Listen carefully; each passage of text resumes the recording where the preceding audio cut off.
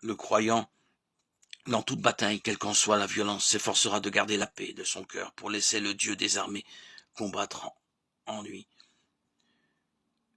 Mais il faut de plus qu'il soit bien averti de ceci. La paix intérieure est non seulement une condition du combat spirituel, mais elle en est bien souvent l'enjeu même. Très fréquemment, le combat spirituel consiste en cela précisément. Défendre la paix du cœur contre l'ennemi qui s'efforce de nous la ravir. Une des stratégies les plus habituelles du démon pour éloigner une âme de Dieu, retarder son progrès spirituel est de tenter de lui faire perdre la paix intérieure. Le démon fait tous ses efforts pour bannir la paix de notre cœur parce qu'il sait que Dieu demeure dans la paix. Et c'est dans la paix qu'il opère de grandes choses. Il est fort utile de nous en souvenir car bien souvent, dans le déroulement quotidien de notre vie chrétienne, il arrive que nous nous trompions de combat, si l'on peut dire, que nous orientions mal nos efforts.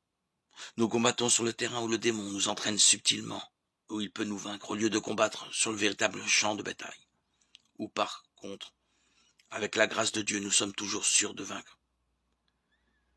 Et c'est cela un des grands secrets du combat spirituel, de ne pas nous tromper de combat, savoir discerner malgré les ruses de l'adversaire, quel est le véritable champ de bataille, contre quoi nous avons véritablement à lutter, où nous devons porter nos efforts.